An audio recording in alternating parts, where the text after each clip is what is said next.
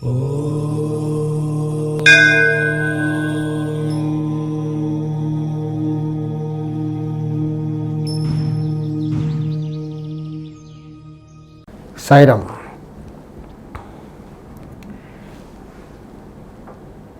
వాస్తుపరంగా బాగుపడాలి, వాస్తుపరంగా మంచి రిజల్ట్స్ రావాలి అంటే ముఖ్యంగా ఖాళీ స్థలాలపైన ఆధారపడి ఉంటుంది.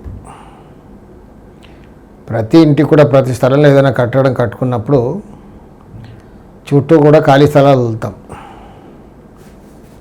ఇది ఒక ఫండమెంటల్ ప్రిన్సిపల్.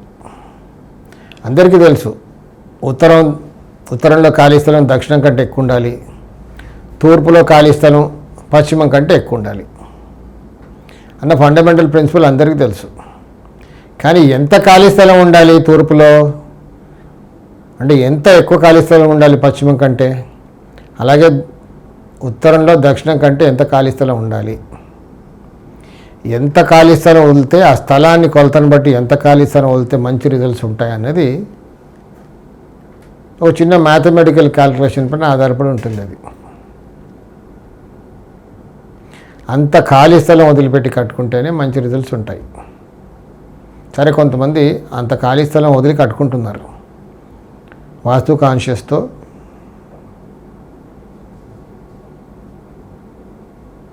ఎక్కడ కూడా కాంప్రమైజ్ అవ్వకుండా ఎంత ఖాళీ స్థలం వదిలిపెట్టాలో అంత ఖాళీ స్థలం వదిలిపెట్టి శాస్త్ర ప్రకారంగా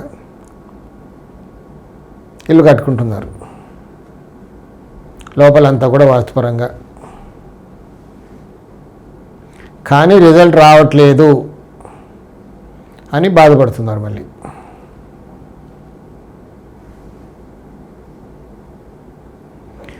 అనుకున్నంత ఆర్థికంగా రిజల్ట్ రావట్లేదు, అనుకున్నంతగా ఇంట్లో అంత పీస్ఫుల్గా లేదు, ఎప్పుడూ టెన్షన్సే. ప్రతి దాంట్లో ఏదైతే ఎక్స్పెక్ట్ చేసి వాస్తుపరంగా కట్టుకున్నామో అసలు రావట్లేదు. మరి వాస్తుపరంగా కట్టుకున్నప్పుడు రిజల్ట్ రావాలి కదా, అంటే 100% రావాలి, దానికి డౌటే లేదు. కానీ మరి రావట్లేదు.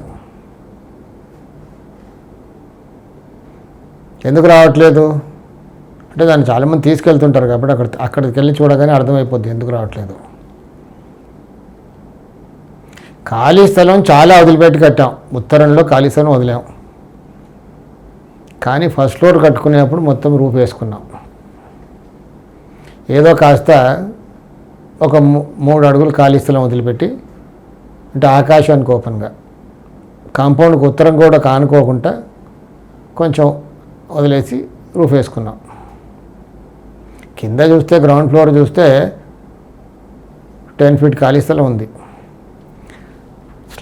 గ్రౌండ్ ఫ్లోర్కి స్లాబ్ వేసేటప్పుడు మొత్తం స్లాబ్ వేసేసాం, ఉత్తరం కాంపౌండ్ కానుకోకుండా జస్ట్ ఒక 3 ఫీటో 1 ఫీటో జరిపి అక్కడ వరకు వేసేసాం.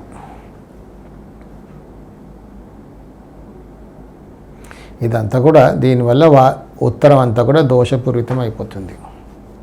కింద ఖాళీ స్థలం 10 ఫీట్ ఉన్నా రిజల్ట్ రాదు. ఖాళీ స్థలం ఏంటంటే ముఖ్యంగా అందరూ గమనించాలి, వెరీ ఇంపార్టెంట్ పాయింట్ చెప్పబోయేది. ఖాళీ స్థలం దేన్ని అంటాం? ఇంటి గోడ నుంచి కాంపౌండ్ వరకు ఎంత వదిలామో అది ఖాళీ స్థలం కాదు.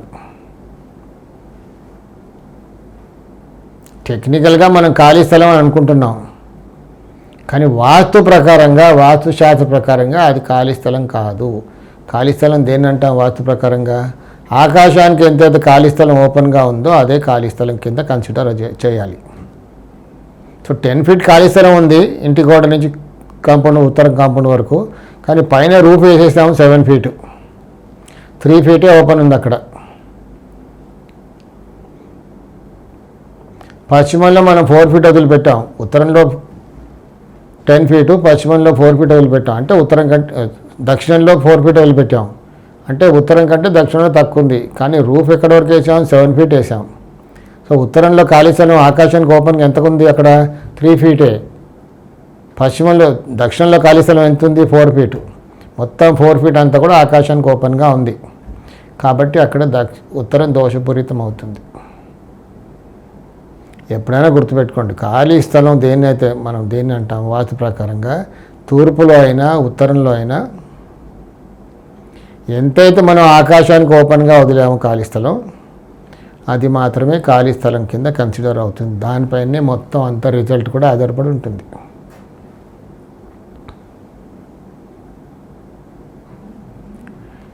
ఇలాంటి దోషాలు చాలా చోట్ల చూస్తున్నాను నేను. కింద ఖాళీ స్థలం వదిలామనుకుంటారు, కానీ పైన రూఫ్ వేసారు కానీ అది కాస్త పోతుంది. It's very important point. ఎవరైనా కట్టుకునే వాళ్ళు, ఆల్రెడీ కట్టేసుకునే వాళ్ళు ఉంటే ఖాళీ స్థలం మళ్ళీ క్రియేట్ చేయాలి ఉత్తరంలో, అంటే దక్షిణ కంటే ఎక్కువ క్రియేట్ చేయాలి. అవుతే వీలుంటే రోడ్డుపై కొంచెం కాంపౌండ్ వాళ్ళు జరపాలి, లేకపోతే పైన రూఫ్ పగలగొట్టి ఆ స్థలాన్ని ఆకాశానికి ఓపెన్గా చేయాలి. చేస్తేనే రిజల్ట్ ఉంటుంది. సాయి రక్ష.